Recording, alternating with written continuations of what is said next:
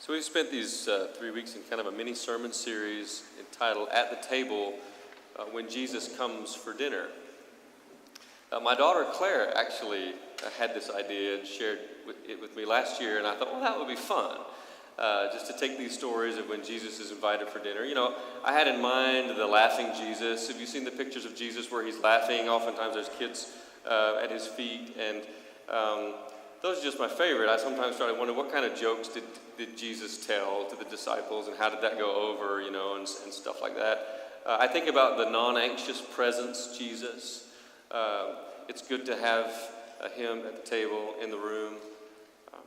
Just think about having him over, and there's just joy, and there's laughter, and there's that sense of peace. And by the end of it, you're so filled with hope in God and in humanity and the world that can sometimes seem like such a mess. But I've discovered it's not always fun when Jesus comes over. The text for today that Becky just read for us, it says that while Jesus was teaching, a Pharisee invites him over for dinner. And I think it's important for us to look at what Jesus was actually saying right before the invitation. So just a few verses before our text began, Jesus is teaching, and he says, "No one, after lighting a lamp, puts it in a cellar, but on the lampstand, so that those who enter may see the light. Your eye is the lamp of your body. If your eye is healthy, your whole body is full of light. But if it is not healthy, your body is full of darkness. Therefore, consider whether the light in you is not darkness." Now that was one of those verses where I had to stop and shake my head a little bit and read it again. Therefore, consider whether the light in you is not darkness. If then your whole body is full of light, with no part of it in darkness, it will be as full of light as when a lamp gives you light with its rays.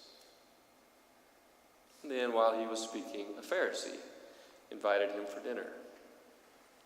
And so Jesus takes his place at the table, and his host is amazed that he doesn't wash his hands before eating.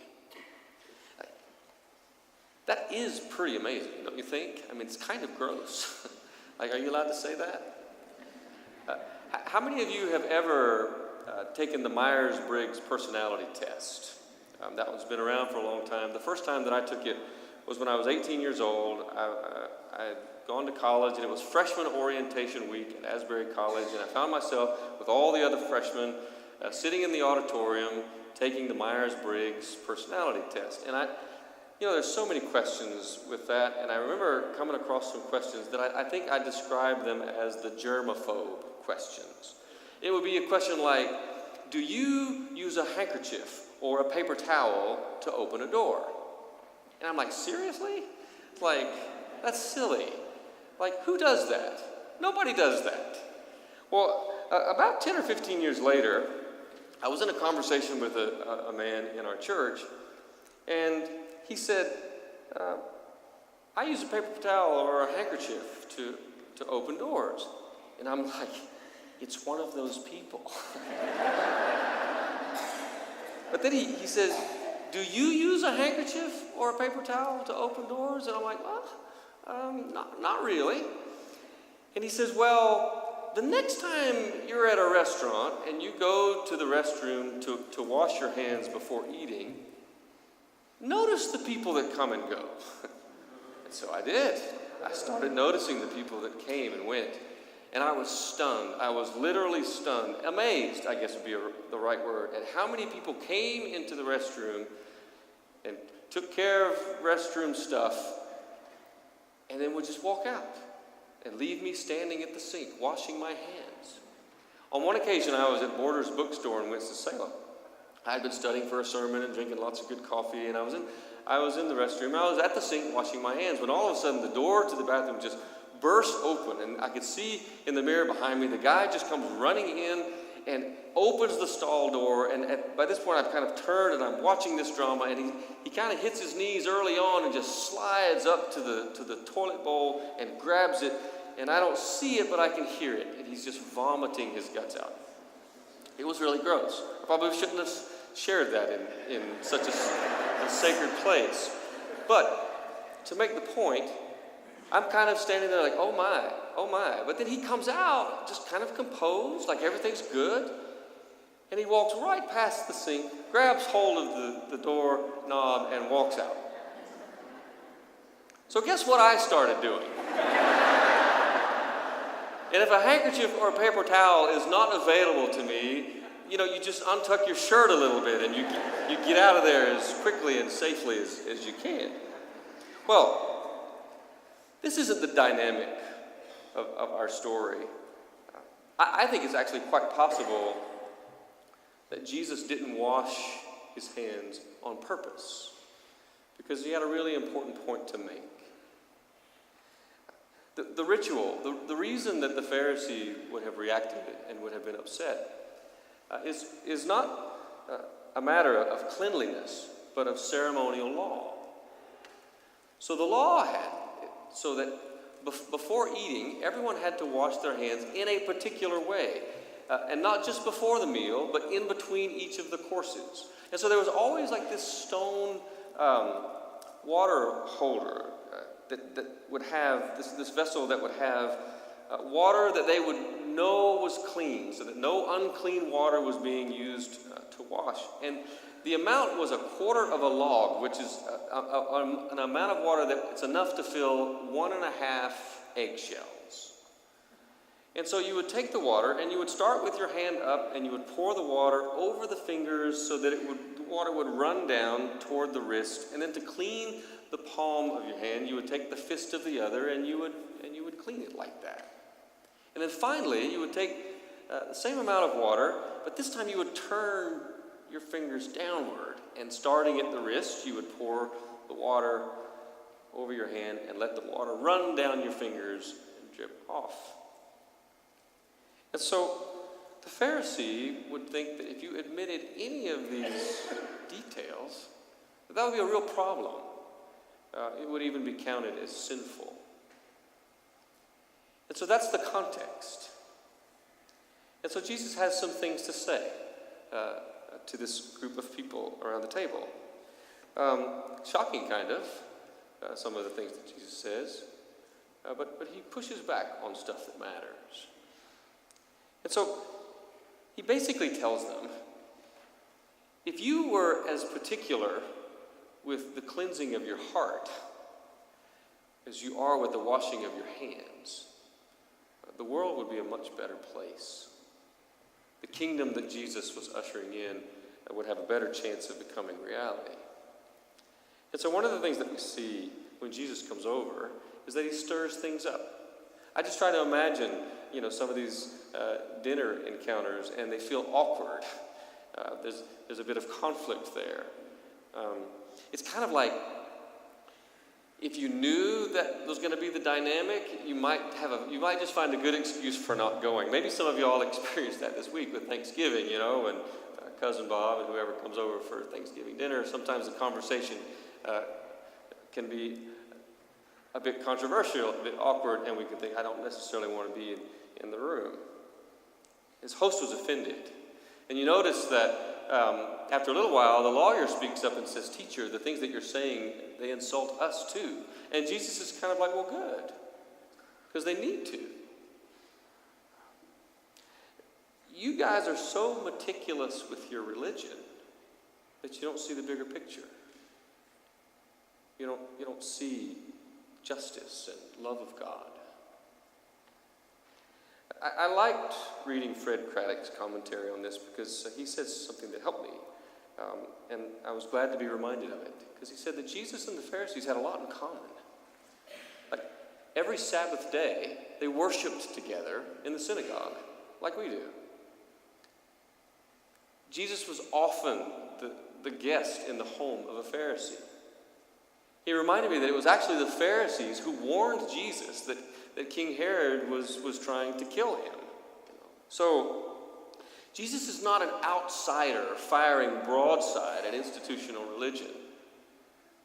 Craddock says that he's sharply critical of religion that has become self-perpetuating, that has hardened these principles given for life into regulation that suffocate and condemn that has quantified piety and lost its heart, that has in some lost its capacity for self-criticism.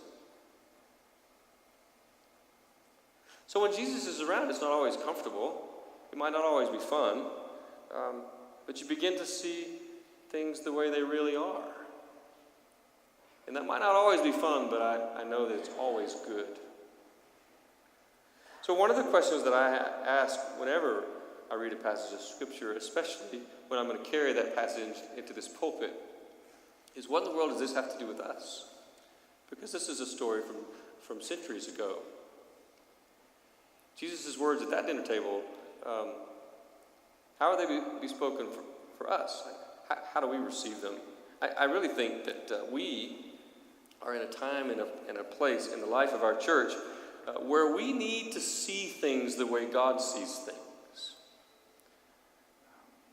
So there are a couple of things. There are a couple of things that you and I are dealing with that I think this story addresses and that are important for us. The first is the matter of this master plan that we have. Many of you got a brochure in the mail this week, and I know we have lots of these, and hopefully there are some in the lobby area there, the narthex, that you can grab one. It's entitled Loving Waynesville from One Generation to Another. The master plan conversations were happening years before I became your pastor a year and a half ago. The question with all of this is, how do we move forward as a congregation and fulfill our mission, which I think it's a fabulous mission. I'm sure all of you, if I asked, could share it by heart. Our mission as a church is to be the living body of Christ, to welcome all people, to grow in faith, and to engage the world. How are we to do that? How do we move forward in that way? Being the living body of Christ, welcoming all people, growing in our faith, engaging our world when we're running out of room to grow. That's the crisis of our space. And so I like this brochure. I like that the thought behind all of it is loving Waynesville, because you know what? When I became your pastor, I realized that you love your town, genuinely. That what motivates and drives this congregation at every turn is a desire to be a transforming presence in our community and to love the people in our community. Oftentimes, our focus can be about what I want and what I like and how is it that we're going to benefit from this thing or that thing. But that we genuinely love the people in our community. And I like the one generation from another because I hear the stories about what you did, those of you from former generations and those who have already gone from us and are now a part of the church triumphant. When the church was established and when the church continued, the decisions that were made and the things that were done had at the very heart of it this desire to bring the love of Christ to our town of Waynesville. That's exciting stuff. So loving Waynesville, I ask a lot of questions. I think probably because I need lots of answers. It's like, what does it mean for us to love Waynesville? What does that mean? Then I ask, well, who is Waynesville? Who is our town? And I began to think about who are the people that I see when I'm at the gas station or at the grocery store, or if I'm at a football game or some event for the kids, or if I'm just driving through neighborhoods, usually getting from point A to point B. Who is Waynesville? We can even ask the question, who are the people that we don't ever see, that are no less a part of who we are as a community? I know that if I walk through a neighborhood instead of drive through it, I begin to notice things that I'd never noticed before, and it's a good thing to do. And then what would it really look like to love them? It can be disruptive. That was one of my first thoughts was, one of my problems is time. If I'm going to love certain groups of people that aren't already a part of my normal routine, then I'm going to have to stop doing something and do something else. It's going to disrupt things. I think that's one of the things that we see happening at dinner when Jesus is around. Jesus was disruptive. He challenged our way of doing things. He challenged our priorities. And what he most often does is he puts at the center of our focus is the people that God has created. This idea that people matter is a message that we should probably hear every week. So if we think again about our community, who is Waynesville? Then I asked my question, well, who's not here this morning? What if they were here? I think if they were here, it might be a little bit noisier. Because people who aren't familiar with certain groups and that group's life, that they wouldn't know, this is a time when we're supposed to be quiet. This is a time. I actually like a sanctuary that has lots of noise. It probably would smell different. There are some people who can't get to a shower every day. Sometimes it's a challenge to get to one once a week. When Shannon, the kids, and I were living in Eastern Europe as missionaries, it was kind of like that was almost on purpose. It got cold sometimes. It's like, okay, I can understand why you don't want to take a shower. It's so cold. But that was just part of it. So then I began to think about our passing of the peacetime, which I love. I had a friend who never wanted to shake hands with me. He just always wanted to do the fist bump thing, which I get that. I understand. Do the fist bump because you don't want my germs and the whole germaphobe thing, the whole handkerchief on the door thing. So I get it, but I don't like it. I'm a hugger. I like to hug. And I like the way the Italians greet each other. There's just the hug and there's the two-cheek kiss. We don't really do that in our culture, but what if we did? Even if it smelled, My grandmother is kind of quiet and very proper, and for her it would just be hands clapped, and if she looked in your eyes and nodded and smiled, that would just be a huge welcome. Anyway, I know I told you maybe last year in a sermon about my experience at the Haywood Street congregation in Asheville. It was that first experience of worshiping there and having communion, and it's an eclectic group that gathers at the Haywood Street Church, and I remember standing in line, and you might remember me saying that dogs are allowed, and so people had their dogs, and I noticed that the woman in front of me had a dog, and after I noticed her dog, I noticed that the man who was serving the communion bread was a homeless man, because at the Haywood Street Church there's an invitation. Whoever in the congregation would like to help share and serve the elements from the table are invited to do so, and this particular day, this homeless man, who didn't look particularly clean, was holding the bread, and I was headed right for him, and I knew I was about to receive something from him and have to eat it, and I wondered if he washed his hands. So after I received the bread, and after I ate the bread, and I was returning back to my seat, in this space, it would be as if I were at that corner of our sanctuary, and I was going to work myself back to my seat, and so I had a view of the entire congregation, and I started crying, because every skin color was represented, socioeconomic categories. There was the banker in his really nice suit. There was the homeless person who probably never owned a suit, and there were dogs that barked. I think Jesus oftentimes says things that paint this kingdom picture of what our life together would look like. And I know that we all can't necessarily be exactly like any other congregation, but this idea that everyone really is welcome.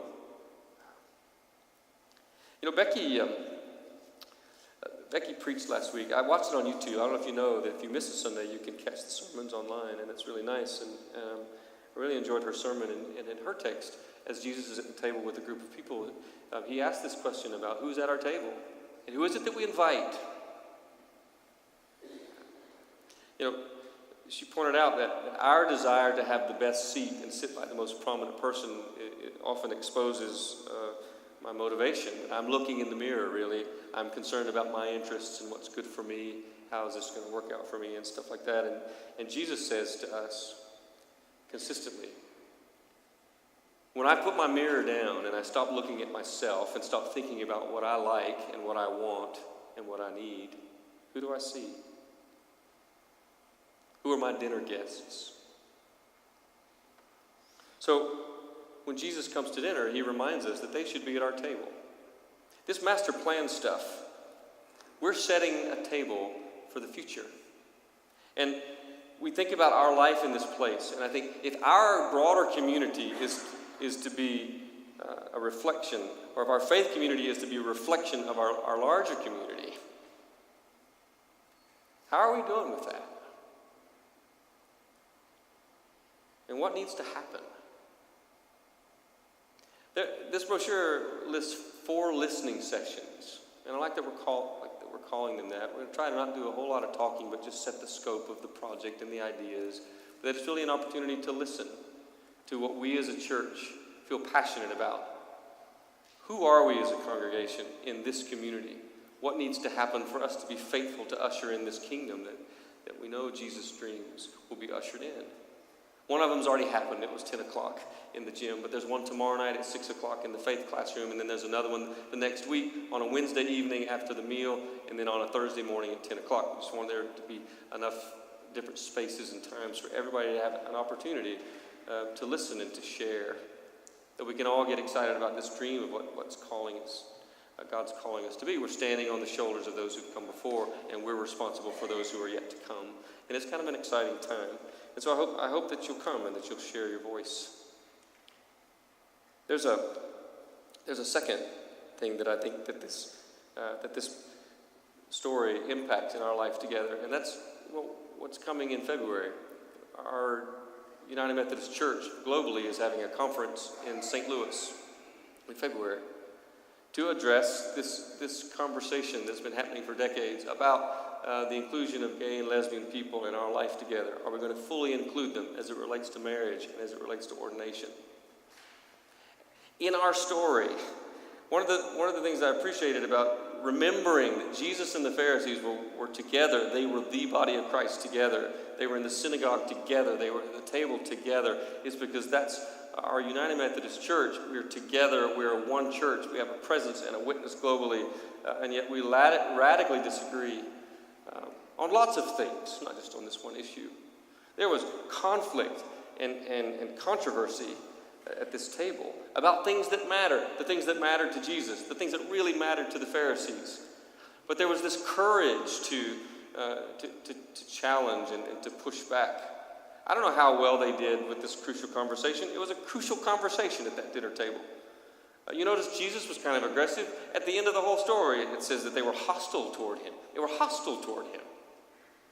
I don't know that they handled that conversation very well, and I'm convinced that we have to.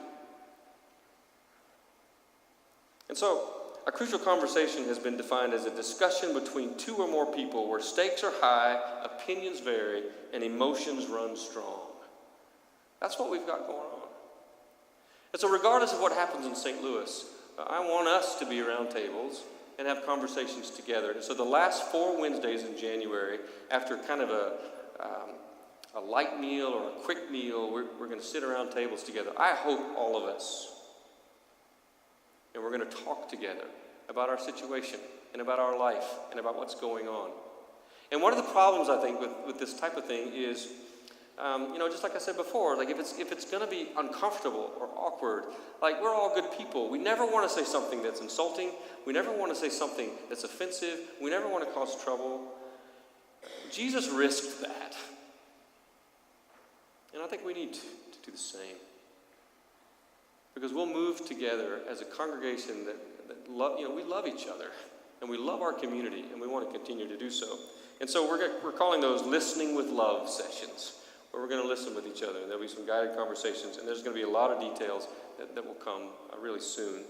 And I just want you to plan to be a part of it.